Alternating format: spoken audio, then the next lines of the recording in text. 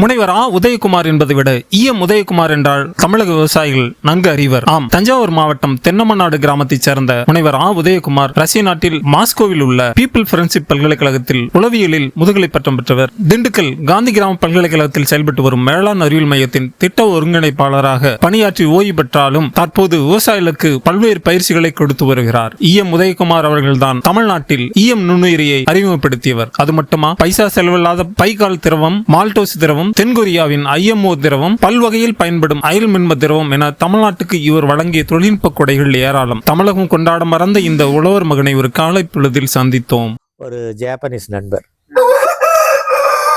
ஷிஞ்சி டக்காரான்ட்டு அவர் வந்திருக்காரு. அவர் என்ன சொல்றாருன்னா, எங்க நாட்டில் ஒரு டெக்னாலஜி டெவலப் பண்ணியிருக்கோம், அது பேர் EMன்னு பேர், எஃபெக்டிவ் மைக்ரோ ஆர்கானிசம்னு. அது பார்த்தீங்கன்னு சொன்னால் நாங்கள் அக்ரிகல்ச்சருக்கு யூஸ் பண்ணலாம், மனிதனுக்கு யூஸ் பண்ணலாம், கால்நடைகளுக்கு யூஸ் பண்ணலாம், மீன் வளர்ப்புக்கு யூஸ் பண்ணலாம், அதே மாதிரி சாக்கடையை சுத்தம் பண்ணுறதுக்கு யூஸ் பண்ணலாம் அப்படிங்கிறார். இதோட புதுசாக உண்மையிலே நான் யூஸ் பண்ணது அந்த பொல்யூட்டட் வாட்டர் தான். அது பொல்யூட்டட் வாட்டர் நம்ம காந்தி கிராமத்தில் கிடச்ச அந்த சாக்கடை தண்ணி எங்கள் இதுலேயே கலெக்ட் பண்ணி அதை விட்டு பார்க்குறேன். விட்டு பார்த்தோன்னா ஒரு 2-3 நாள்லேயே அப்படியே கிறிஸ்டல் கிளியர் வாட்டர் இருந்தது, அவ்வளோ அழுக்காக இருந்தது. அவர் உண்மையில் அது இம்ப்ரெசிவாக இருந்துச்சு. அடுத்தது அந்த வாடைகள்லாம் போகணும்னு சொன்னார் இல்லையா, அதுக்கு என்ன பண்ணுறேன், திடீர் ஒரு மீன் வாங்கிட்டு வந்தோம் வீட்டில். அந்த பின்பக்கம் அலசி ஊற்றிடுறாங்க, ஒரே இதாக இருக்குது, கவுச்சின்னு சொல்லுவாங்கள்ல, அது கவுல்னு சொல்லுவாங்க, அந்த மாதிரி இருக்குது. அதை பார்த்திங்கன்னா அது இந்த அப்போ திடீர்னு அந்த ஞாபகம் வருது, அந்த இருக்கேன்னு சொல்லி அதை கொஞ்சம் கொஞ்சம் டைல்யூட் பண்ணி ஊற்றி விட்றேன். ஊற்றி விட்டால் கொஞ்சம் நாள் இல்லை, திரும்ப நான் அதை பண்ணி அந்த ஏரியாவில் ஊற்றிட்டு அதை மறந்தாச்சு. அப்புறம் கொஞ்சம் நாள் கழிச்சு திரும்ப அங்கிட்டு போகும்போது பார்த்தா திரும்ப அந்த ஸ்மெல் எதுவும் இல்லை, அந்த மாதிரி ஒரு மோசமான ஸ்மெல்லாக இருந்தது இல்லை அப்படின்ட்டு. பரவாயில்ல, ஏதோ இருக்குது அப்படின்ட்டு அப்புறம் விவசாயிகளுக்கு அப்புறம் தான் கொடுக்க ஆரம்பிக்கிறேன். அப்போ தான் இந்த ஒருத்தர் திராட்சைக்கு கொடுக்குறேன், அழகர்னு சொல்லி ஒரு 10 ml 1 லிட்டரு ஒரு தொட்டிக்கு, ஒரு மாட்டுக்கு ஒரு நாளைக்கு கொடுத்தா அது பசியை இன்டியூஸ் பண்ணிவிடும், மாடு ஹெல்த்தியாக இருக்கும், ஸ்கின் டிசீசஸ் வராது, அதே மாதிரி ஃபெர்டிலிட்டி இம்ப்ரூவ்மெண்ட் இருக்கும் அப்படின்ட்டுருக்காங்க. கொடுத்து பாருங்க ரெகுலராக அப்படின்னு சொல்லி கொடுத்தேன். 1 லிட்டர் தான் வாங்கினார். அப்புறம் வாங்கல, நானும் அதை விட்டாச்சு.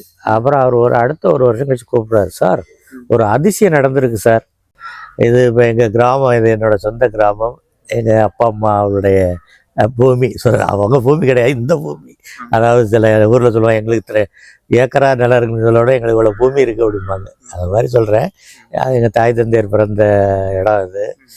அவங்களோட இடத்துல நாங்கள் இப்போ இங்கே இருக்கேன். இது கிராமத்து பேர் தென்னமநாடு, ஒரத்தநாடுன்னு சொல்லி, ஒரத்தநாடு தாலுக்காவில் ஒரத்தநாடு மிக அருகாமையில் இருக்குது. தஞ்சை மாவட்டத்தை சேர்ந்த இது நாங்கள் 1958 பிறந்து இங்கேயே இந்த கிராமத்துலேயே 8ஆம் கிளாஸ் வரைக்கும் இருந்த மிடில் ஸ்கூல், ஒரு ப்ரைவேட் ஸ்கூல். அது அவர் ப்ரைவேட் ஸ்கூல் தான். அந்த காலத்துலேயே ஒருத்தர் கல்வியை கொடுக்கணும்னு சொல்லிட்டு தனியார் இந்த கிராமத்தில் தொடங்கியிருக்காங்க, ஸ்ரீ ராமவிலாஸ் உதவி பெறும் நடுநிலை பள்ளின்ட்டு. அதில் படித்தோம். அதில் படித்து முடித்ததுமே அப்போ இருக்கும்பொழுதுமே எங்கள் தந்தையோட இது என்னென்னா, எங்கேயாவது அவர் ஒரு விவசாயிங்கிற இதில், விவசாயி நம்மளுக்கு கஷ்டம், நம்ம பிள்ளை கஷ்டப்படக்கூடாதுன்னு அதை சொல்லுவார் அடிக்கடி. அது எல்லாருமே இன்றைக்கும் சொல்லிக்கிட்டு இருக்காங்க. ஆனால் அது தவறுங்கிறது நான் அதை எடுத்து சொல்ல விரும்புகிறேன் பின்னால். அது ஏன்னா அப்படி அவரோட எண்ணம், நாம தான் கஷ்டப்படுறோம், நம்ம பிள்ளை யாவது நல்லா இருக்கணும் அப்படின்னு சொல்லிட்டு, எந்த கஷ்டம் எங்களோட போட்டு நீங்கள் போய் படிக்கப்பா பாரு அப்படின்ட்டு அவர் அதை தேடிக்கிட்டே இருந்து. அப்போ திருச்சிக்கு பக்கத்தில் திருவரம்பூருங்கிற ஒரு இதில் அப்போ எங்கள் அப்பாவோட தாய் மாமா பையன் அங்கே ரீஜனல் இன்ஜினியரிங் காலேஜில் படிக்கிறாரு. அவருக்கு ஏற்பட்ட பழக்க வழக்கத்தில் ஒரு ஹாஸ்டல், அந்த காலத்தில் நம்மளுக்கு தெரியாதது, free hostel, BC backward community ஹாஸ்டலில் சாப்பாடு இதெல்லாம் இலவசம் நம்மள அங்கே கொண்டே சேர்க்குறாங்க. அவர் நாடு கஷ்டமாக இருந்துச்சு. ஏன்னா காலையில் பார்த்திங்கன்னா கஞ்சி, பொட்டுக்கடலை துவையல், மத்தியானம் ஏதாவது சாம்பார், ரசம், அப்படி அது வீட்டு சாப்பாடோட அது கொஞ்சம் இதுதான். இருந்தாலும் அது என்னமோ நாங்கள் படிக்கணுங்கிற ஒரு இதாகி ஆர்வத்தினால அங்கே நல்ல ஸ்கூலு, அங்கே ஹைஸ்கூல் முடிச்சுட்டு அப்புறம் PUC அப்போ வெளியில் அப்போ தான் காலேஜுக்கு போகணும். அந்த காலத்தில் 11வது வரைக்கும் அங்கே. அவரை 11 முடிச்சுட்டு பியூசி போகும்பொழுது அப்போ தான் நான் அங்கே அப்ளிகேஷன் போட்டு அட்மிஷன் வரும்ன்ட்டு உட்காந்து, ஏன்னா மார்க்கு கொஞ்சம் நல்ல மார்க் எடுத்ததுனால. அப்போது திடீர்னு என்னுடைய கணித ஆசிரியர் வந்து அவர் ஒரு சொன்ன மாதிரி ஒரு முற்போக்கு சிந்தனையாளர், கல்யாணமே பண்ணிக்கக்கூடாது என்று இருந்தவர். ஒரு இப்போ தான் தெரியுது அவர் ஒரு கம்யூனிஸ்ட் சித்தாந்தத்தில் இருந்திருக்காருங்கிறது.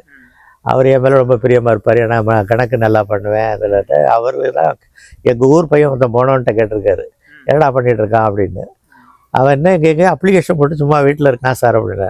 முட்டாள், அவனை போய் வர சொல்கிறான் அப்படி. அப்புறம் நான் இந்த மாதிரி வந்து சொன்னது எங்கள் அப்பாவே, பாரு வாத்தியார் வர சொல்லியிருக்காரு, புறப்படுறான்னு சொல்லி ஒரு புதுசாக அன்றைக்கி தான் ஒரு வேட்டி எடுத்து கொடுத்து வேட்டி கட்ட வச்சு அழைச்சிட்டு போகிறாரு. போய் அப்புறம் நான் கொஞ்சம் ஷை டைப்பாகவும் இருப்பேன். அப்போ சரின்ட்டு அழைச்சிட்டு போய், என்னடா ஏன்டா உனக்கு சீட்டு வீட்டுக்கே வரும்னு நினச்சிட்டு இருக்கியா, என்ன மார்க் பெரியதை எடுத்துட்டேன் அப்படின்னு திட்டிட்டு, எந்த காலேஜுக்கு அப்ளிகேஷன் போட்டிருக்கேன்னாரு. நாங்கள் எங்கள் பக்கத்தில் உள்ள பூண்டி புஷ்பம் காலேஜ் அது இதுன்னு சொன்னேன். நீ என்னடா மழையா, உன் மார்க்குக்கு நல்ல காலேஜில் படிக்கணும், சென்ட் ஜோசப் இது பிஷப் பேப்பருக்கு அங்கே சொன்ன போய் சேர்ந்துக்கிறியான்னாரு. பிஷப் பேப்பர்லாம் கனவு நம்மளுக்கு கிடைக்குமாங்கிற ஒரு இது. அப்போ அந்த காலத்தில் அவர் சொல்லணும்னே சரி சார் அப்படின்னு அவர் ஒரு நண்பருக்கு ஒரு லெட்ரு கொடுக்குறாரு. அப்புறம் அவங்க போனதும் அவர் தமிழ் ஆசிரியர், அவர் கேட்குறாரு அப்ளிகேஷன் போட்டியான்னு. இல்லைன்னா அப்புறம் உடனே அவர் போய் அழைச்சிட்டு போய் அப்ளிகேஷனை போட்டு ஒரே நாளில் சேர்த்து விட்டாங்க. அப்போ தான் science group, natural science, physics, chemistry, அங்கே பியூசி படிக்கிறேன். படிச்சுட்டு அப்புறம் நல்லா இதில் பியூசி அப்போல்லாம் கொஞ்சம் கஷ்டம்தான். தமிழ் மீடியத்துலேருந்து உடனே இங்கிலீஷ் மீடியம் போனது, அதனால் கொஞ்சம் மார்க் இங்கிலீஷ்லாம் கொஞ்சம் கம்மியாக இருந்துச்சு. பாஸ் பண்ணியாச்சு. அப்புறம் அக்ரி வந்து மெடிக்கலில் போக முடியாதுங்கிற ஒரு நிலைமையாக அதே மாதிரி தான். அப்புறம் செகண்ட் கிளாஸ் இருந்துச்சு. இதுலலாம் சப்ஜெக்டில் ஃபஸ்ட் கிளாஸ் மார்க் இருந்துச்சு. இருந்தாலும் அப்புறம் அக்ரி அப்ளை பண்ணிட்டு எலிஜிபிலிட்டி இருந்து பண்ணி இன்டர்வியூலாம் பண்ணாங்க. ஆனாலும் அந்த காலத்தில் அது கிடைக்கல. அந்த ஆர்வத்திலே இருக்கும் பொழுது அப்புறம் இந்த அக்ரிக்காக வெயிட் பண்ணிட்டு இருந்த ரிசல்ட்டுக்கு அண்ணாமலை யூனிவர்சிட்டியில் இன்டர்வியூ போயிருந்தேன். எங்கே போயிருந்தோம்ட்டு வரும்னு நினச்சா வரல. ஆகஸ்ட் மாதம் ஆயிடுச்சு, எல்லா காலேஜும் முடிட்டா இது அட்மிஷன் முடிஞ்சுது. ஒரே காலேஜ் இருந்தது அதிராம்பட்டினம், காதர் மொய்தீன் காலேஜுன்னு. அப்புறம் அங்கே ஒரு நண்பர் மூலமாக சொல்லி அப்ளிகேஷன் போடாமல் நான் சேர்த்து விட்றவான்னு சொல்லி அவரை அழைச்சிட்டு போய் சேர்த்து விட்டார். அது பார்த்திங்கன்னா எனக்கு ஒரு மனது பிடிக்காத ஒரு இதாக என்விரான்மெண்ட் தான். இருந்தாலும் பிஎஸ்சி ஜுவாலஜி பண்ணிக்கிட்டு இருக்கேன். பண்ணிகிட்டு இருக்கும்பொழுது அடிக்கடி இந்த ஆங்கில பேப்பரை ஹிண்டு அப்படியே இந்த கிளாசிஃபைடு அட்வர்டைஸ்மெண்ட், எஜுகேஷனல் காலம் இதெல்லாம் எடுத்து இப்படி பரட்டுவேன். அதில் ஜவஹர்லால் நேரு யூனிவர்சிட்டியிலேருந்து ஸ்கூல் ஆஃப் ஃபாரின் லாங்குவேஜஸ்ன்னு சொல்லி ஒரு இதை போட்டிருந்தான். எனக்கு அப்போ லாங்குவேஜ்லேயும் கொஞ்சம் ஆரம்ப காலத்துலேயே மலையாளத்தை வந்து 4ஆம் கிளாஸ்லேயே என்னவோ தமிழ் வழியாக மலையாளம் படிக்கிறது எப்படின்னு ஒரு புக்கை வச்சுக்கிட்டு உட்காந்துருப்பேன், எழுதி பார்ப்பேன், எல்லாம் பண்ணுவேன். அந்த அடிப்படையில் லாங்குவேஜ் மற்ற மொழிகள் கற்றுக்கிறதுல ஒரு ஆர்வம் இருந்ததுனால சரின்னு அந்த இதுக்கு பார்த்திங்கன்னா அதில் என்ன இதுன்னா, இன்டர்வியூக்கு வந்துட்டு போகிறதுக்கே உங்களுக்கு railway second class railway fare will be ப்ரொவைடட்னு போட்டிருந்தான். சரியா டெல்லியாவது இந்த சர்க்கிளில் போய் ஓசியில் பார்த்து வருவோம்ட்டு கிளம்புனேன். அது ஒரு பெரிய கதை. அந்த எதுவுமே தெரியாது, ஹிந்தி தெரியாது, ஆங்கிலத்துலேயும் பெரிய புலமை கிடையாது. இருந்தாலும் போட்டால் அங்கேருந்து டெலகிராம் வந்துடுது. நான் இப்போ காந்திமதியில் இருக்கேன், என்னோடய கிராமம் இங்கே. அதை எங்கள் அப்பா உடனே போய் இந்த டெலகிராமை எங்கள் ஸ்கூலில் அவர் தாளாளர் தான் ஹெட் மாஸ்டர். அப்போ அவர்கிட்ட கொடுக்க, டெல்லியிலேருந்து வந்திருக்கடா ஜவஹர்லால் நேரு யூனிவர்சிட்டிலேருந்து தந்தியாக அனுப்பியிருக்காங்கன்னா அவனுக்கு சீட்டு நிச்சயம் உண்டு, அவனை உடனே போய் சொல்லுன்னு சொல்லிடுறாரு. அப்போ எங்கள் அப்பா அங்கே அவர் வர முடியாமல் எனக்கு நண்பர் ஒருத்தட்ட கொடுத்து அந்த தந்தியை கொடுத்து காலேஜுக்கு வர்றான். பார்த்து உடனே முடிவு பண்ணிட்டேன், வர்ற வழியிலே Pattukkottai to Delhi ticket book பண்ணுறேன். பண்ணிவிட்டு மறுநாளே இன்டர்வியூனா டைம் இல்லை இப்போங்கிறதுனால டைமில் போகிறோம். போய் அங்கே போய் பார்க்கும்பொழுது அப்புறம் கொஞ்சம் கஷ்டமாக தான் இருந்துச்சு. நண்பர்கள் இடையில நிறைய நண்பர்களுடைய உதவி தான் உண்மையிலே. ஏன்னா நான் மொழி தெரியாது எப்படி போகும்போதுன்னா, அவர் மொழி தெரிஞ்ச ஒருத்தன் என்கிட்ட என்னோட ரயிலில் வர்றான். அவங்க அப்பா வந்து சின்ன பையன், அவன் என்னோட சின்ன பையனில் தெரியுறான் உயரத்தில். அதனால் அவங்க இந்த தம்பி எங்கே போகிறேங்கிறாரு, இங்கே போகிறேங்கிற. அப்போ இவனும் அந்த யூனிவர்சிட்டி தான் போகிறான், அப்படி நீங்கள் பத்திரமா போங்க அப்படின்ட்டு அவர் ஒரு எக்மோரில் இதில் சென்ட்ரலில் ரயில் ஏற்றிட்டு போயிடுறாரு. அப்புறம் அவன் சேகரன் பேர், நல்ல நண்பர். அவன் என்ன சொல்கிறான்னா, போயிட்டே இருக்கும் பொழுது உனக்கு லாங்குவேஜ் தெரியுமா? நான் தெரியாதுன்னு. எனக்கு தெரியும் அப்படின்னா. ஏன்னா அவன் மராட்டி பையன், பாண்டிச்சேரியில் செட்டில் ஆன ஒரு மராத்தியர். அப்புறம் சாப்பாடு கொண்டு வர்றான், எனக்கு இதெல்லாம் தெரியாது. போகும்போதே அந்த சாப்பாட்டை பரிமாறுறான். உனக்கு யாராவது தெரிஞ்சவங்க இருக்காங்களான்னு கேட்குறான். எனக்கு யாருமே அங்கே தெரியாதுங்கிறேன். அப்புறம் எனக்கு தெரிஞ்சவங்க இருக்காங்கன்னா அப்போ ஒரு நிம்மதி. அதே மாதிரி ரயில்வே ஸ்டேஷனில் போய் ஒரு நாள் இறங்குறோம் விடிய காலையில். அந்த ஜேர்னி அந்த கிட்டத்தட்ட நான் 48 மணி நேரம். சதர்ன் எக்ஸ்பிரஸ்னு ஒன்று, அப்போது ஜிடி இல்லை, தமிழ்நாடு எக்ஸ்பிரஸ் இல்லை. ஜிடி இருந்துச்சுன்னு நினைக்கிறேன், ஆனால் தமிழ்நாடு எக்ஸ்பிரஸ் கிடையாது. அப்படி 1979-78 போய் இறங்குறோம். இறங்கும்பொழுது ஒருத்தர் அவரை ரிசீவ் பண்ண வர்றாரு, ராமலிங்கம்னு. ஆனால் அவர் உங்களை பார்த்த மாதிரியே இருப்பார், செந்தில் மாதிரி இருப்பார், நல்ல உயரம், நல்ல பிரில்லியன்ட். அவர் அப்புறம் ராமலிங்கம் வர்றாரு. என்னடா இவன் யாரா அப்படிங்கிறாரு. இவன் என்னோட வந்தா ரயிலில், நம்ம உனக்கே அங்கே இடங்க கஷ்டம், நாங்கள் இது அக்காமடேட் பண்ணுறது, இவனை வேற எடுத்துகிட்டு வரியா அப்படின்னு. சரி வாங்க, இன்னைக்கு இன்டர்வியூ இருக்கு உங்களுக்கு தெரியுமாங்கிறாரு. அப்போ தான் எங்களுக்கு அங்கே இது இன்டர்வியூவில் ரிட்டன் டெஸ்ட்டாங்கிறது. சரி போகிறோம். போய் பார்த்தா அன்றைக்கி உண்மையில் போய் அவர் ரூமில் இது பண்ணி குளிச்சுட்டு கடன்னு ஒரு 8-9 மணிக்கு ரிட்டன் டெஸ்ட்டு பேப்பர் கொடுக்குறாங்க. அதில் அப்ஜெக்டிவ் டைப்பு, ரீசனிங் இந்த மாதிரி இருக்குது. அதெல்லாம் நான் பார்த்ததே இல்லை. தலை சுற்றுது, கட்டமாக இருக்குது. ரீசனிங் என்ன போடுறாங்க என்னன்ட்டு இப்படி பார்த்துக்கிட்டு இருக்கும்பொழுது அப்புறம் திடீர்னு ஒரு இது, அந்த சீக்வன்ஸ் ஏதோ ஒரு இது பார்க்கும்போது இப்படி தான் நினச்சி பண்ணும்பொழுது ஒரு ஆர்வம் வந்துட்டு கடன்னு பண்ணுறேன். அப்புறம் இவன் கொஞ்சம் காப்பி அடிக்கிறதுக்கு முன்னால் பார்க்குறேன். அப்போ யாருன்னா இந்திரா பார்த்த சாரதியோட பொண்ணு அங்கே எனக்கு முன்னால் உட்காந்து எழுதுது. அந்த பொண்ணு பேர் மாதவி அப்படின்ட்டு. அந்த பொண்ணை அப்படி எக்கி பார்க்குறேன். அது கேரளாவில் பேசப்படும் லாங்குவேஜ் என்னன்னு கேட்கறதுக்கு அதுக்கே யோசிச்சுட்டு உட்காந்துருச்சு. மலையாளம்னு நமக்கு தெரியும், ஏன்னா மலையாளத்தில். அதனால் அப்போ பரவாயில்ல, நம்மளே பரவாயில்ல எல்லாம் எழுதி முடிச்சுட்டு அது மாதிரி அவர் செலக்ட் ஆனால் அங்கே படித்தேன். அங்கே படிக்கும்பொழுது 2வது வருஷத்தில் எப்போதும் ஒரு இது அந்த ஒரு 1 or 2 ஸ்டூடெண்ட்ஸ் வந்து ரஷ்யன் அந்த கண்ட்ரிக்கு அனுப்புவாங்க. ரஷ்யன் கிடச்சிச்சு, படித்தேன். அந்த கண்ட்ரிக்கு அனுப்புறதுல அந்த வாய்ப்பு என்ன என் டீச்சர் கேட்குறாங்க. 2nd இயர் முடிக்கிறேன், அவருக்கு இந்த மாதிரி அந்த ஸ்காலர்ஷிப் இருக்குது போறியான்றாரு.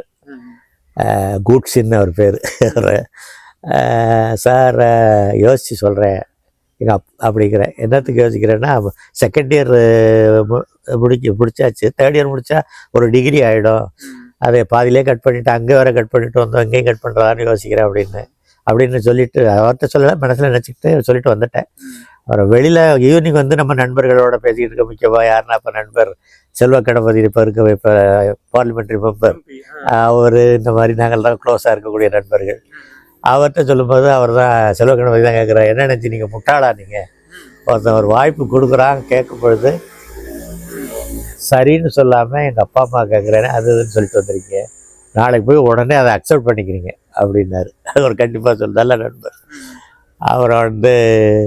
அவரை போய் சார் நான் போகிறேன் அப்படிங்கிற மாதிரி ஸ்காலர்ஷிப் அப்ளை பண்ணுற ரெடியாக இருக்கேன் அப்படின்னு எங்கள் அப்பா அம்மா கேட்டேன், சரின்ட்டாங்க அப்படின்னு சொன்னேன். சரின்ட்டு அப்படி பேசிட்டு அப்போ தான் வாட் இஸ் யுவர் ஃபாதர் இது பேரண்ட்ஸ்னாரு. தே ஆர் ஃபார்மர்ஸ் அப்படின்னேன். அப்படின்னதுமே why don't you study agronomy தேர்னாரு. அப்போ அந்த கேட்டதுனால டக்குன்னு நான் அக்ரானமி ஏன் படிக்கக்கூடாதுன்னதும் எனக்கு அதான் ஆர்வம் ஆரம்பத்துலேருந்து நினச்சிக்கிட்டு உள்ளூரை கிடைக்குமான்னு ஒய்நாட் அப்படின்ட்டு சரின்ட்டு பிள்ளை பண்ணு அப்படின்னு சொல்லி அப்போ தான் அவங்க அக்ரானமி, அக்ரிகல்ச்சர் கேள்விப்பட்டிருக்கோம், இது என்னடா அக்ரானமி அப்படின்றது. அப்புறம் டிக்ஷனரியை பார்த்தா it's a farm management, crop management அப்படிங்கிற மாதிரி அது அங்கே ஸ்பெஷல் ஒன்லி இதுதான் யூனிவர்சிட்டி டிகிரி. அப்புறம் அங்கே போய் தொடர்ந்து ஏன்னா பல வருஷங்களை இங்கே கொஞ்சம் கடந்தாச்சுன்ட்டு அதை சின்சியராக படித்தேன். அதே மாதிரி படித்ததுனால என்னோடய பேராசிரியருக்கு என் மேலே ஒரு நல்ல நம்பிக்கை. எனக்கு கைடு அவர் தான் எம்எஸ்சிக்கு. அவரே வந்து பிஹெச்டிக்கும் நாங்கள் 2 இந்தியன் அவர்கிட்ட படிக்கிறோம். ஒருத்தர் சோயாவில் ஒர்க் பண்ணுறோம், நான் சுகர் கேனில். அப்போது அவர் என்ன சொல்கிறாரு, உதயகுமார் தான் நான் பிஹெச்டி ரெக்கமெண்ட் பண்ண போகிறேங்கிறாரு. ரெக்கமெண்ட் பண்ணிட்டாரு. அவனுக்கு வருத்தம் என்னென்னா ராஜஸ்தான்கார அவன் என்ன சொல்கிறான்னா, நீ மேரேஜ் பண்ணிட்ட இப்போ, அப்புறம் இடையில மேரேஜ் வேறு ஆகிட்டு இங்கே வந்து, நீ எப்படி இருந்தாலும் இந்தியாவுக்கு போயிடுவேன், அந்த சான்ஸை எனக்கு கொடுறா, வேண்டான்னு சொன்னால் எனக்கு கொடுப்பான் அப்படின்னா. இல்லை நான் கண்டினியூ பண்ணுறதான்ட்டு சொல்லிட்டு வந்தேன். அப்புறம் சோவியத் யூனியனும் கொலாப்ஸ் ஆகுது. இந்த 87 இங்கே வர்றேன், 88 89 கொலாப்ஸ் ஆகிட்டு அப்புறம் திரும்ப 90 அங்கேருந்து திரும்ப மீண்டும் ஒரு வாய்ப்பு. ஆனால் அந்த வாய்ப்பு வரும்பொழுது வருஷத்துக்கு நீங்கள் $1000 கட்டணுங்கிற மாதிரி ஒரு கண்டிஷனோட வந்துச்சு. அப்போ $1000 ஒரு காலத்தில் இலவசமாக படித்ததே நமக்கு அது ஒரு நிம்மதி. அந்த காலத்தில் நான் இங்கே வீட்டில் அப்பா அம்மாவுக்கு நிறைய ஒரு மிடில் கிளாஸோட இதுதான் இந்த குடும்பம் தான். இவங்களுக்கு தொந்தரவு கொடுக்காம ஏதாவது படிக்கணும்னு போனாங்க, படித்தோம். அப்புறம் திரும்ப வீட்லேயே வந்து இது பண்ணி ஒரு சின்ன வேலை கிடச்சி போயிட்டு இருக்கும் பொழுது பெங்களூரில் ஒர்க் பண்ணுறேன். அப்போ வீட்டில் எங்கள் வீட்டுக்காரியை தான் இப்போ கன்சல்ட் பண்ண முடியாது இருக்குது. கேட்கும் பொழுது உங்கள் பிள்ளையும் படிக்க போகுது, நீங்களுமா படிக்க போகணும் அப்படின்ட்டா. அதோட அதை விட்டுட்டு பிஹெச்டி அப்புறம் இங்கே தான் பண்ணேன், காந்திகிராமில் பண்ணேன். அப்போ வாய்ப்புகளும் நிறையா கிடச்சி. இதில் சென்ட்ரல் சில்க் போர்டில் வந்து ரஷ்யன் டிரான்ஸ்லேட்டராக ஒர்க் பண்ணேன். அப்புறம் இது ஐசிஏஆரில் அதுலேருந்து திட்ட அலுவலர் ஒரு 3 ஸ்டேட்டுக்கு, பாண்டிச்சேரி, கேரளா, தமிழ்நாடு, கோவா, இது 2 யூனியன் டெரிட்டரி, கர்நாடகா, 3 ஸ்டேட். அதுக்குள்ளே ஒரு திட்ட அதிகாரியாக பணியாற்றினேன். அதில் இருக்கும்பொழுது தான் கேவிகே, நாங்கள் தான் கேவிகேனுடைய மானிட்டரிங் அத்தாரிட்டி, கிருஷி விக்யான் கேந்திராங்கிறது. அது தமிழ்நாட்டுக்கு போகுது. அது 2வது நம்ம சொன்ன மாதிரி வந்து ஃபார்மர்ஸோட எந்த தொடர்பும் இல்லாமல் நம்ம இங்கே என்ன, அது எனக்கு அது ஒரு விருப்பம் இல்லை. கிராமத்தில் பிறந்து விவசாயத்தை படிச்சுட்டு இங்கே நம்ம நகரத்தில் உட்காந்து இதை என்னத்தை பண்ணுறது அப்படின்ட்டு எப்படியாவது ஒரு வாய்ப்பு கிடைச்சா தேவலாம அப்படிங்கிற மாதிரி எக்ஸ்டென்ஷன் அப்போ வந்து ரெக்ரூட்மெண்ட்டே இல்லை தமிழ்நாடு அரசு. அப்புறம் இது கிடச்சிச்சு, காந்திகிராமில் வந்து ஒரு கேவிக்கு அவங்களுக்கு சேங்ஷன் ஆகுது. அதனால நானும் அங்கே இருக்கிறதுனால அது வந்து அப்ளை பண்ணுறேன். அதில் போய் வந்து செலக்ட் ஆகி வந்துடுறேன். வந்து இங்கே கிட்டத்தட்ட என்னுடைய ஓய்வு காலம் வரைக்கும் காந்திகிராமத்தில் பணியாற்று 2017 ஓய்வு பெற்றேன். சரி, இப்போ முனைவர் உதயகுமார் அப்படின்னா வந்து ஈஎம் உதயகுமார் அப்படின்னு சொன்னாதான் தமிழ்நாட்டுக்கே தெரியும், தமிழ்நாட்டு விவசாயிகளுக்கே தெரியும். ஈஎம்முக்கும் உங்களுக்குமான தொடர்பு எப்படி உருவானது? அதாவது பார்த்தீங்கன்னா, ஈஎம் வந்து நான் 2002 அப்போ வந்து நான் தொடர்ந்து இந்த நம்ம சொன்ன மாதிரி காந்திகிராமில் விரிவாக்கத்துறையில் வந்து பணிபுரிகிறேன். அதனால் நிறைய வாய்ப்புகள், பயிற்சிகள், எங்களுக்கும் பயிற்சிகள், சில செமினார்ஸ் இதெல்லாம் இது பண்ணும்பொழுது அந்த கம்யூனிகேஷன் வருது. அப்படி போகும்பொழுது ஒரு விருப்பம் நம்ம அதுக்கிடையில் நம்மாழ்வாரும் சந்திக்கிறேன் 97 நினைக்கிறேன், 94 அவங்க இந்த மாதிரி இருக்கும்பொழுது அந்த தொடர்பில் அவுரங்காபாத்தில் வந்து டாக்டர் டேனியல் அப்படின்னு சொல்லிட்டு நம்ம தமிழ்நாட்டுக்காரர் தான். அவர் வந்து IIRDன்ட்டு, Indian Institute of Rural Development, அவுரங்காபாத்தில் அவர் ஒரு தொண்டு நிறுவனமாக பதிவு பண்ணி அங்கே ஒரு நிறுவனம் நடத்திட்டு இருக்காரு. அவர் வந்து ஆர்கானிக் ஃபார்மிங்கில் வந்து ஒரு அந்த சர்டிஃபிகேஷனுக்காக ஒரு முதல் படி ஏதாவது பண்ணணும். அப்படி சர்டிஃபிகேஷன் இப்போ இங்கே கிடையாது. IMO இருக்குது, ஸ்கால் இருக்குது, இந்த மாதிரி தான் இருந்துச்சு. நம்ம இந்தியாவில் ஒரு இது இல்லை அப்படின்ட்டு அவருக்காக ஒரு இன்டர்நேஷ்னல் கான்ஃபரன்ஸு ஆன் ஆர்கானிக் ஃபார்மிங்னு ஏற்படுத்துகிறார். அந்த கான்ஃபரன்ஸுக்கு வந்து போகக்கூடிய வாய்ப்பு எனக்கும் கிடைக்கிது. அப்போ போகும்பொழுது தான் அப்போ முதல் நாள் நிறைய டிஸ்கஷன் எல்லாம் பண்ணுறாங்க. 2ஆம் நாள் வந்து ஒரு குரூப் டிஸ்கஷன் மாதிரி அங்கங்கே பல குரூப்புகளாக பிரித்து ஒரு 10 பேராக பிரித்து விடுறாங்க. அதில் நாங்கள் டிஸ்கஸ் பண்ணும்போது ஒவ்வொருத்தரும் எங்கள் சில நம்மளுக்குள்ள ஆர்கானிக் டெக்னாலஜியை பற்றி பேசும்போது ஒரு ஜாப்பனீஸ் நண்பர் ஷிஞ்சி டக்காரான்ட்டு அவர் வந்திருக்காரு. அவர் என்ன சொல்கிறாருன்னா, எங்கள் நாட்டில் ஒரு டெக்னாலஜி டெவலப் பண்ணியிருக்கோம், அது பேர் EMனு பேர், எஃபெக்டிவ் மைக்ரோ ஆர்கானிசம்னு. அது வந்து பார்த்திங்கன்னு சொன்னால் நாங்கள் அக்ரிகல்ச்சருக்கு யூஸ் பண்ணலாம், மனிதனுக்கு யூஸ் பண்ணலாம், கால்நடைகளுக்கு யூஸ் பண்ணலாம், மீன் வளர்ப்புக்கு யூஸ் பண்ணலாம், அதே மாதிரி சாக்கடையை சுத்தம் பண்ணுறதுக்கு யூஸ் பண்ணலாம் அப்படிங்கிறார். இதோட புதுசாக உண்மையிலே வித்தியாசமாக இருக்கு அப்படின்ட்டு நான் அந்த டிஸ்கஷனில் எல்லாம் அப்படின்னு பேசிட்டு அப்புறம் வெளியில் வந்ததும் அவர்கிட்ட இது என்னதான் டெக்னாலஜி அப்படின்னு கேட்கும்போது இது வந்து ஒரு கன்சார்ஷியம் ஆஃப் மைக்ரோப்ஸ், ஒரு அந்த அதோட இதை சொல்கிறார் டீட்டெயில். ஒரு 86 மைக்ரோ ஆர்கானிசம் இதில் இருக்குது. அதை நாங்கள் வந்து ஜப்பானில் ஒரு பெரிய பொல்யூட்டட் இதுவே சீ லெவலில் அந்த சீ ஷோரில் வந்து இதை அப்ளை பண்ணி அதை சுத்தம் பண்ணியிருக்கோம். அது அந்த இதில் வந்து கடலில் வந்து பார்த்திங்கன்னா அவர் சொன்னது ஏற்கனவே இருந்த மீன் வகைகள்லாம் காணாமல் போச்சு அந்த பொல்யூட்டட் வாட்டர்னால. அப்புறம் நாங்கள் இந்த இதை வந்து ட்ரீட் பண்ண பிறகு வந்து அந்த கடல் நீர் வந்து சுத்திகரிக்கப்பட்டது. அதில் வந்து அங்கேருந்து காணா போன அந்த மீன்கள்லாம் திரும்ப வந்து குடியேற ஆரம்பித்து இதாகிட்டு அப்படிங்கிற மாதிரி சொன்னார். அது ரொம்ப அதெல்லாம் இம்ப்ரெசிவாக இருந்துச்சு. சரின்ட்டு அப்புறம் வெளியில் வந்து இப்படி பேசிட்டு எனக்கு இந்த மெட்டீரியல் வேணுமே, இந்த இஎம் சொல்யூஷன் எங்கே கிடைக்கும்னு. கல்கட்டாவில் தான் கிடைக்குது, டேராடூன். அப்போ கல்கட்டாவில் வெஸ்ட் பெங்காலில் கல்கட்டாவில் அப்போ கிடைக்கும். அப்புறம் தான் டேராடூன் மாற்றுறாங்க. அப்போ டேராடூன்லேருந்து கல்கட்டாவிலேருந்து எனக்கு அனுப்ப முடியுமா அப்படின்னு. நான் வந்து மினிமம் 20 லிட்டரு வாங்கணும், 1 லிட்ரு இப்போ 90 ரூபா, அப்போ அந்த 1800 அனுப்புனீங்கன்னா நான் அனுப்பி வைக்கிறோம் அப்படின்னாரு. அப்புறம் அவர்கிட்டே இமெயிலெலாம் வாங்கிட்டு எனக்கு அந்த டீட்டெயில் லிட்ரேச்சர் இதெல்லாம் அனுப்புங்க அப்படின்னா அதெல்லாம் அனுப்பி வச்சாப்புல. அதுக்கப்புறம் ஜிஞ்சிட்டக்காரா தொடர்ந்து நம்மள்கிட்ட கான்டாக்டில் இருந்தாப்புல. நான் இதை வாங்கி என்ன பண்ணுறேன், ஃபஸ்ட்டு நான் யூஸ் பண்ணது வந்து அந்த பொல்யூட்டட் வாட்டர் தான். அது பொல்யூட்டட் வாட்டர் நமக்கு காந்தி கிராமத்தில் கிடச்ச அந்த சாக்கடை தண்ணி எங்கள் இதுலேயே கலெக்ட் பண்ணி அதை விட்டு பார்க்குறேன். விட்டு பார்த்தோன்னா ஒரு 2-3 நாள்லேயே அப்படியே கிறிஸ்டல் கிளியர் வாட்டர் இருந்தது, அவ்வளோ அழுக்காக இருந்தது.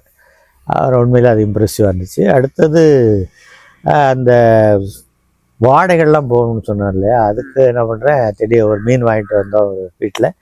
அந்த பின்பக்கம் அலசி ஊற்றிடுறாங்க, ஒரே இதாக இருக்குது, கவுச்சின்னு சொல்லுவாங்கள்ல, அது கவுல்னு சொல்லுவாங்க, அந்த மாதிரி இருக்குது. அதை பார்த்திங்கன்னா அது இந்த இஎம் அப்போ திடீர்னு அந்த ஞாபகம் வருது, அந்த இஎம் இருக்கேன்னு சொல்லி அதை கொஞ்சம் டைல்யூட் பண்ணி ஊற்றி விட்றேன். ஊற்றி விட்டால் கொஞ்சம் நாளில் திரும்ப நான் அதை பண்ணி அந்த ஏரியாவில் ஊற்றிட்டு அதை மறந்தாச்சு. அப்புறம் கொஞ்சம் நாள் கழிச்சு திரும்ப அங்கிட்டு போகும்போது பார்த்தா திரும்ப அந்த ஸ்மெல் எதுவும் இல்லை, அந்த மாதிரி ஒரு மோசமான ஸ்மெல்லாக இருந்தது இல்லை அப்படின்ட்டு.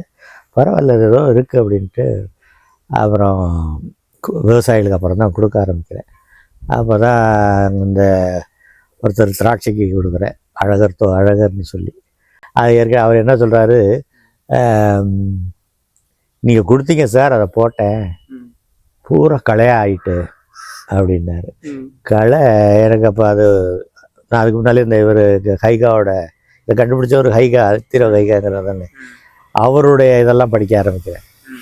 அவரோட லிட்ரேச்சர் அவர் நிறைய கான்ஃபரன்ஸ் பேப்பர் எல்லாம் இருந்துச்சு. அதெல்லாம் பார்க்கும்போது அவரை சொல்லியிருக்காரு, அது வந்து சீடை வந்து மண்ணில் இருக்கக்கூடிய சில சென்டிமீட்டர் ஆழத்தில் இருக்கக்கூடிய விதைகளை கூட ஜெர்மினேஷனை தூண்டி விடும் அப்படி. அதனால வந்து பார்த்திங்கன்னா வீடு வந்து இதை ஸ்ப்ரே பண்ணோம்னா வீடு பாப்புலேஷன் நிறையா ஆகும். அதை நம்ம தொடர்ந்து உழுது விட்டு இது பண்ணும்போது வீடு குறைக்கிறதுக்கு வாய்ப்பு இருக்குன்னு இருக்காரு. அப்போ அந்த அடிப்படையில் தான் ஆயிருக்கு. களை கொல்லி களை எங்கே இதோட வரல, உன்னோட நிலத்தில் இருந்த களைகள் தான் முளைச்சிருக்கு, களை எடுத்தோடு சரியாக போகணும்னு. அப்புறம் போயிட்டு அப்புறம் அவரே ஒரு வாரம் கழிச்சு கேவிக்கு ஓடியாராரு. சார் உங்கள் இது ரொம்ப நல்லா இருக்கும் இருக்கு சார், நம்ம நிலத்தில் மண்புழுவே கையில் காணாமல் போச்சு, அவ்வளோ வாரம் பூச்சி மருந்து அடிச்சதுனால திராட்சையில். இப்போ ஒரு களைக்கோட்டை வச்சு கொத்துறோம், அதில் பார்த்தீங்கன்னா அவ்வளோ மண்புழு, ஒரு சின்ன இடத்துல ஒரு 27 மண்புழு எடுத்தேன் அப்படின்னாரு. நம்பரே அவர் சொல்கிறார். அப்போ உண்மையில் இது ஏன்னா அதை இதுதான் மைக்ரோபியல் பாப்புலேஷன் எங்கே இன்க்ரீஸ் ஆகுதோ அதை வந்து இது இது வந்து இது மண்புழுவை அட்ராக்ட் பண்ணுங்கிறாங்க, மைக்ரோபியல் அந்த பாப்புலேஷன், அதுதான் அதோடைய உணவு அப்படிங்கிறான். அப்போது சரி, அப்போ இது நல்லா தான் வேலை செய்யுதுன்ட்டு அப்புறம் எஸ்எஸ்எஸ் ட்ரஸ்ட்டுன்னு ஒன்று பித்தளைப்பட்டி பக்கத்தில் பஞ்சம்பட்டின்னு ஒரு கிராமத்தில் வேணுகோபால்னு ஒருத்தர் ஒரு கிறிஸ்டியன் ஃபாதர் செல்வராஜனோட அவரோட நிறுவனம் அது ட்ரிபிள் சொசைட்டின்னு, அதில் இவர் நிர்வாகியாக இருக்கார். அப்போ அவர் போகும்போது சொல்கிறாரு, எங்கள் பசுமாடு ரெட்டை நிற்கிது, அது சனையே பிடிக்க மாட்டேங்குது சார் அப்படின்றாரு. சரி அப்படின்னா நான் ஒரு இது தாரேன், இன்றைக்கி அது மாட்டுக்கு தானே, அது அவங்க சொல்லியிருக்காங்க ரெக்கமெண்டேஷன், ஒரு 10 ml 1 லிட்டரு ஒரு தொட்டிக்கு ஒரு மாட்டுக்கு ஒரு நாளைக்கு கொடுத்தா அது பசியை இன்டியூஸ் பண்ணிவிடும், மாடு ஹெல்த்தியாக இருக்கும், ஸ்கின் டிசீசஸ் வராது, அதே மாதிரி ஃபெர்டிலிட்டி இம்ப்ரூவ்மெண்ட் இருக்கும் அப்படின்ட்டுருக்காங்க, கொடுத்து பாருங்க ரெகுலராக அப்படின்னு சொல்லி கொடுத்தேன். 1 லிட்டர் தான் வாங்கினார். அப்புறம் வாங்கல, நானும் அதை விட்டாச்சு. அப்புறம் அவர் அடுத்த ஒரு வருஷம் கழிச்சு கூப்பிட்றாரு, சார் ஒரு அதிசயம் நடந்திருக்கு சார், வாங்க வந்து வாங்க நீங்கள் அப்படிங்கிறார். நான் அடிக்கடி போவேன், அப்புறம் போகல இருந்தது. மண்புழு அவர் தான் பெரிய அளவில் பண்ணார், அதனால் அப்படி போய் தொடர்பு இருந்துச்சு. அப்புறம் அப்புறம் இது கூப்பிட்றாரு என்ன, இந்த மாதிரி ஒரு அதிசயம். என்ன சார் அந்த சொன்னீங்கல்ல சார், அது கொடுத்தப்பல 2 மாடும் சனையாயிட்டு சார், 2 மாடும் கண்ணுக்குட்டி போட்டிருக்கு, அந்த கண்ணுக்குட்டியை பாருங்கள், அந்த மாடு மாதிரியே இருக்குது அப்படின்னாரு. அதே மாதிரி பார்த்தா ஒரு மாடு அப்படியே இந்த செவலை கலரில் அப்படி வரியாக இருக்கும் உடம்பு பூரா, அதே மாதிரி இருக்காது. இது ஒரு கருப்பு மாடு, நெத்தியில் வெள்ளை கால் இதெல்லாம் இருக்குது, அதே மாதிரி அந்த கண்ணுக்குட்டி. சரி அப்போ தான் அதை வந்து என்ன சொல்ல முடியும், ஏதோ இதெல்லாம் ஜெனட்டிக்கல் லெவலில் அப்போ இது பண்ணு நான் நினச்சிட்டு இருக்கும்போது, இப்போ நான் அந்த இஎம் வேர்ல்டு கான்ஃபரன்ஸ்னு ஒன்று அடுத்தது 2004 இதுக்கப்புறம் அது தொடர்ந்து அதில் ஒரு பெரிய இது மாதிரி பைத்தியம் தான் எனக்கு அது. ஏன்னா இது செகண்ட் ரெவல்யூஷன் இன் சயின்ஸ் அப்படிங்கிறான் இஎம் டெக்னாலஜி. அவங்க பேசுகிறது ஜாப்பனீஸ் சொல்லும்போது ஒன்று படிக்கும்பொழுது இப்படியெல்லாம் வருது. அப்படி வரும்பொழுது அப்போ தான் அவர் திடீர்னு ஒரு 2004 ஒரு 2004 இல்லை 2006 2004 தான் தாய்லாந்து போகிறோம். 2006 அங்கே வேர்ல்டு இன்டர்நேஷ்னல் இஎம் கான்ஃபரன்ஸ் அப்படின்னு நெதர்லாண்டில் நடத்துகிறாங்க. அது அந்த கம்யூனிகேஷன் வந்து இந்த அப்போ நான் தாய்லாந்து இதுலேருந்து வந்ததை வச்சு அதுக்கு அப்ளை பண்ணாப்புல அவன் ரெஜிஸ்டர் பண்ண தான் இன்வைட் பண்ணுறான். இன்வைட் பண்ண அப்போல்லாம் யூரோப்பியன் கண்ட்ரிக்குள்ளே போகிறதே பெரிய இது இல்லை, அதான் ஜெங்கன் விசா இதெல்லாம். அப்புறம் அவன் இன்விடேஷனை அதெல்லாம் லெட்டர்லாம் அனுப்புனது கொண்டு வச்சு எம்பசியில் இது பண்ணி வாங்கினேன். அந்த கான்ஃபரன்ஸுக்கு போகும்பொழுது ஒரு சயின்ஸ் ஒவ்வொரு இதுலேயும் ரிப்போர்ட்டை ப்ரெசென்ட் பண்ணுறாங்க. அதில் பிலரூசியான்னு சொல்கிறோம் இல்லையா, இப்போ ரஷ்யா பக்கத்தில், அந்த பிலரூசியன் சயின்டிஸ்ட் ஒருத்தன் சொல்கிறான், இந்த மைக்ரோ ஆர்கானிசம், இந்த டெக்னாலஜின்னு இல்லை, மைக்ரோ ஆர்கானிசத்தை நம்ம தொடர்ந்து இது பண்ணும்பொழுது it will influence even the genetical இதுக்கு சேஞ்சஸ் அப்படிங்கிற மாதிரி அவர் ரிப்போர்ட் இருக்குது. அதனால் நாங்கள் வந்து வெட்டினரியில் அதுவும் அப்படிங்கும்பொழுது அப்போ தான் நான் இதெல்லாம் வாய்ப்பு இருக்கோ அப்படின்னு நினச்சேன். அதே இப்போ பார்த்திங்கன்னா இப்போ ஒரு மாலிகுலர் பயாலஜிஸ்ட் சொல்கிறான், செல்லு நம்மளுடைய உடம்பில் இருக்கக்கூடிய